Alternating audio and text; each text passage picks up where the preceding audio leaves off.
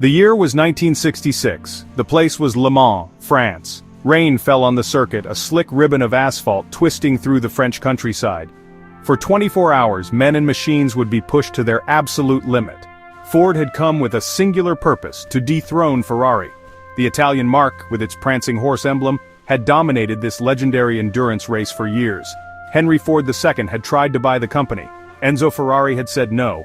Now it was personal. Ford had assembled a formidable army of GT40 Mk2s, sleek and powerful cars built for one thing and one thing only: victory. The world watched, waiting to see if the American industrial giant could beat the Italian artisans at their own game. At the heart of these American challengers beat a monstrous engine. It was the Ford 427 FE V8, but this was no ordinary big block. This was the side-oiler version, a power plant specifically engineered for the brutal demands of motorsport. Its name came from a unique oiling system designed to keep its internal components lubricated under the most extreme conditions imaginable. As the GT40S thundered down the Mulsanne Straight at over 200 miles per hour, lap after lap, the side-oiler was the key to their survival. It was the engine's ability to endure, to keep delivering earth-shattering power hour after hour, that would make the difference between glory and heartbreaking failure. The race was a grueling war of attrition.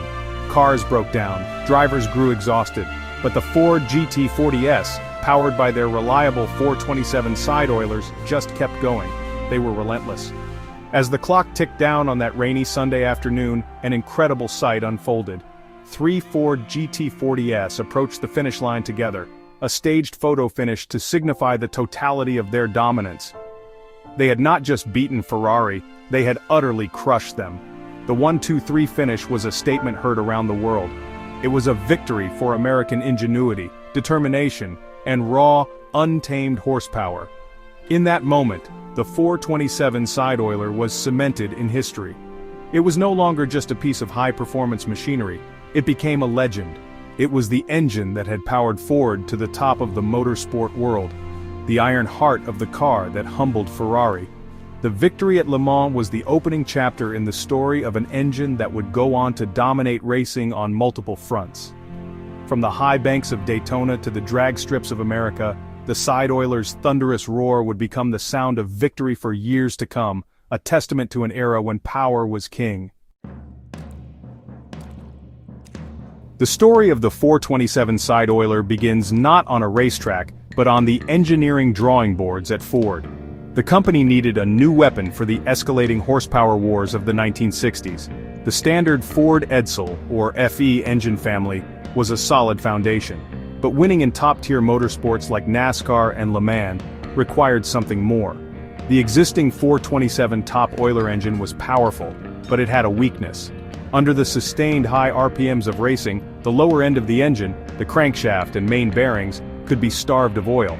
This was a critical flaw that could lead to catastrophic engine failure at the worst possible moment. Ford's engineers, a talented group of hot rodders and slide rule wizards, went back to the drawing board. Their solution was both elegant and revolutionary. Instead of feeding oil down from the top of the engine through the camshaft and lifters, they designed a new oil gallery. This main artery ran down the left side of the engine block, parallel to the crankshaft. From this gallery, smaller passages fed oil directly to the main bearings first. Only after the critical lower end was supplied with a steady, high-pressure flow of oil was it then sent upwards to lubricate the valve train. This simple but brilliant change in priority was the birth of the side-oiler. This redesign was a game-changer.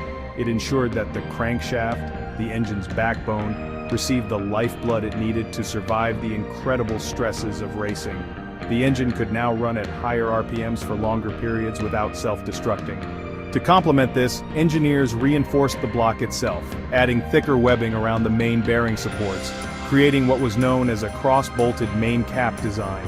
This provided immense strength and rigidity to the bottom end, turning the 427 into a nearly indestructible fortress of power.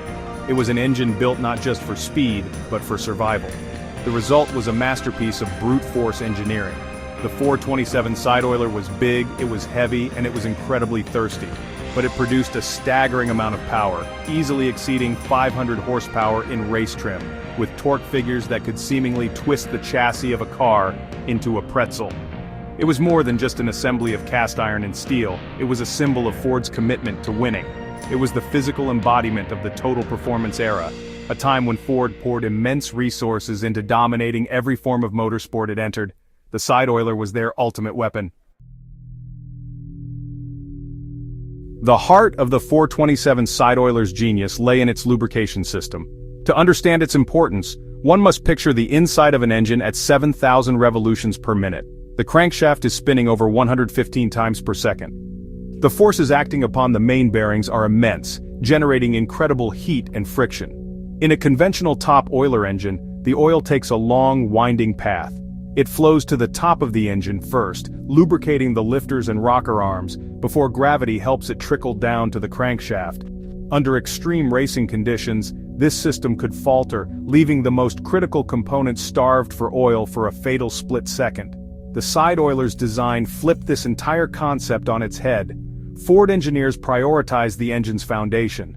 The main oil gallery, cast directly into the side of the block, acted like a superhighway for lubricant. A high-volume oil pump forced oil into this gallery under immense pressure.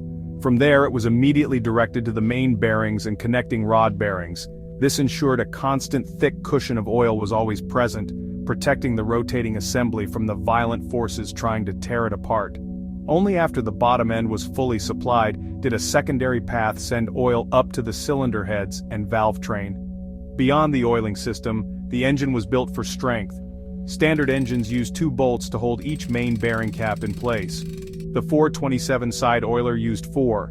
In addition to the 2 vertical bolts, 2 more bolts were threaded in from the side skirts of the engine block, passing horizontally through the main caps. This cross-bolting design locked the crankshaft firmly in place, preventing it from flexing or walking under heavy loads.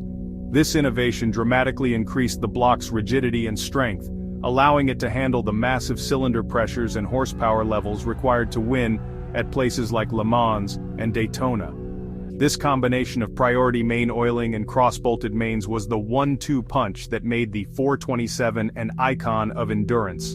While competitors' engines might have produced similar peak horsepower numbers for a short time, they often couldn't sustain it. They would break.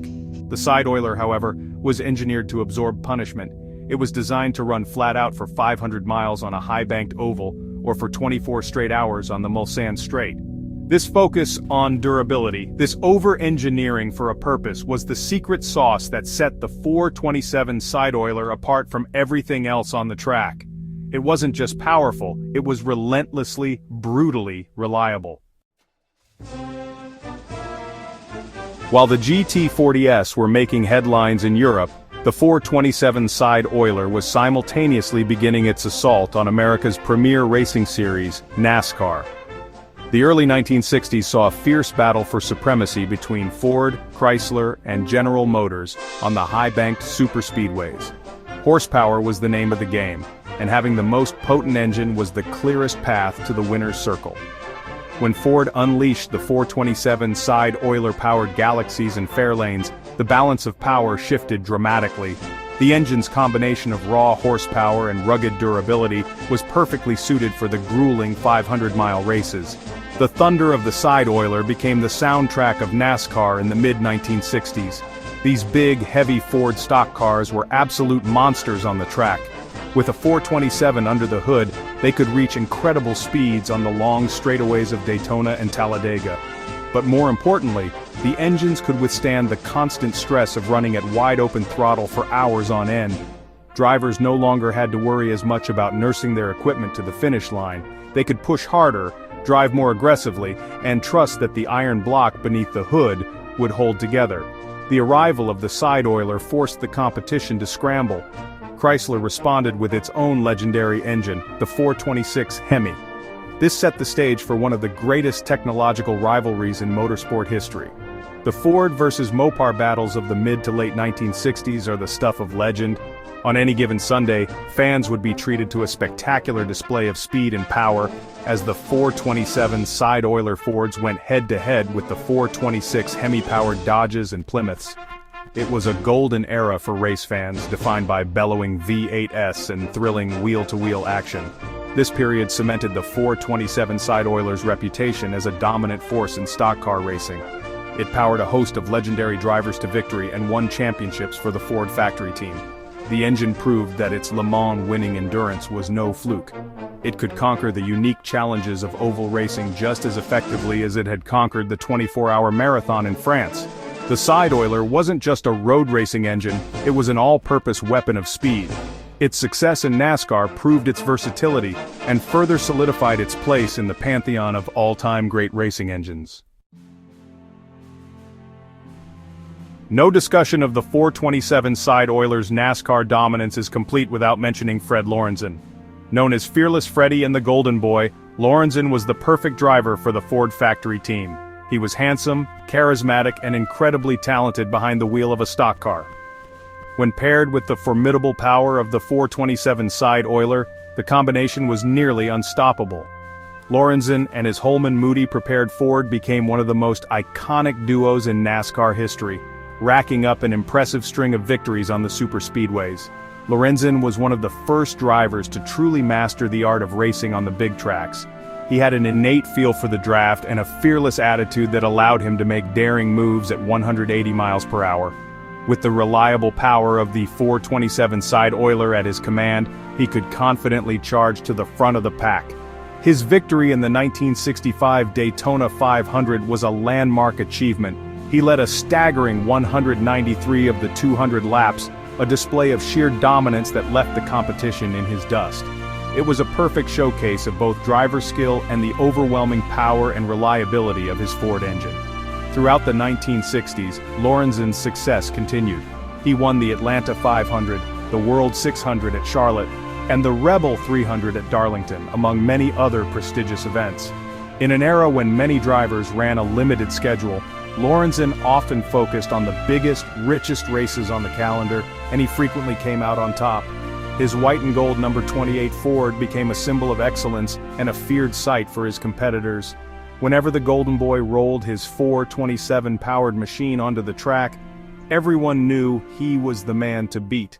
The partnership between Fred Lorenzen and the 427 side oiler perfectly captured the spirit of Ford's total performance program.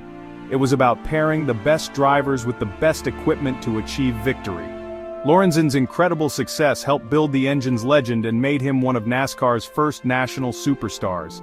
His daring driving style and consistent wins demonstrated the true potential of the side oiler on the high banks. He wasn't just a driver, he was a champion who, with the help of a legendary engine, defined an entire era of stock car racing. The 427 side oiler's reign was not confined to endurance racing and oval tracks. Its immense horsepower and torque, combined with its nearly indestructible bottom end, made it a natural fit for the explosive, high-stakes world of drag racing. In the 1960s, the quarter-mile drag strip was a battleground where American muscle was put to the ultimate test. It was all about maximum acceleration in a straight line, and the side oiler delivered exactly what drag racers craved: tire-shredding, ground-pounding power right off the line. Ford saw the marketing potential of drag racing and honestly jumped in with both feet. They began stuffing the potent 427 side oiler into their intermediate-sized cars like the Fairlane. The most famous of these was the 1966 Ford Fairlane 427, a lightweight, no-frills model built specifically for the strip. These cars were delivered from the factory with fiberglass hoods, stripped-down interiors, and the mighty side oiler engine topped with dual 4-barrel carburetors. They were street legal, but their true home was the drag strip, where they competed in the NHRA's superstock classes. The side oiler's adaptability was key to its success in this new arena. Drag racing engine builders found that the robust block and strong rotating assembly could handle even more power than the NASCAR and Le Mans versions. They could install more aggressive camshafts, increase the compression ratio, and run exotic fuels to extract every last ounce of performance. The engine responded beautifully, withstanding the incredible shock of a full-throttle launch on sticky drag slicks. Cars like the Fairlane 427 and the later Cobra Jet Mustangs became dominant forces, winning races and setting records across the country. The sight of a 427-powered Ford launching off the starting line was a spectacle of pure violence. The front end would lift towards the sky as the rear tires wrinkled under the immense torque, spewing clouds of white smoke. The sound was a deafening roar that shook the ground and thrilled the crowds. The side oiler's success on the drag strip proved its incredible versatility. It was an engine that could endure for 24 hours at Le Mans, run at 7,000 RPM for 500 miles at Daytona, and also deliver a knockout punch in less than 12 seconds on the quarter mile. It was, without question, one of the greatest all-around performance engines ever built. As the factory horsepower wars intensified, car manufacturers looked for any edge they could get on the drag strip. This led to the birth of the experimental altered wheelbase cars, a wild and short-lived chapter in drag racing history. The class was officially known as Factory Experimental, or AFX. The theory was simple. By moving the rear axle forward and the front axle forward, engineers could shift more weight over the rear tires. This would dramatically improve traction, allowing the car to launch harder and accelerate faster. The result was a generation of bizarre-looking but incredibly effective racing machines. Ford, along with Chrysler and Mercury, dove headfirst into this new category. They took their lightweight 1965 Ford Falcons and Mercury Comets and handed them over to specialty builders like Holman Moody and Dearborn Steel Tubing. These shops performed radical surgery on the cars, altering their wheelbases and stuffing the massive 427 side oiler engine under the hood. To make the big block fit, they often had to cut away parts of the shock towers. The cammer version of the 427, an even more exotic single overhead cam variant, also found its way into these wild creations. These AFX cars were the direct predecessors of the modern funny car. They were visually jarring, with their rear wheels tucked up under where the back seat should be, but on the track, they were brutally effective. The improved weight transfer allowed drivers like Gas Ronda and Dandy Dick Landy to post elapsed times that were previously unthinkable.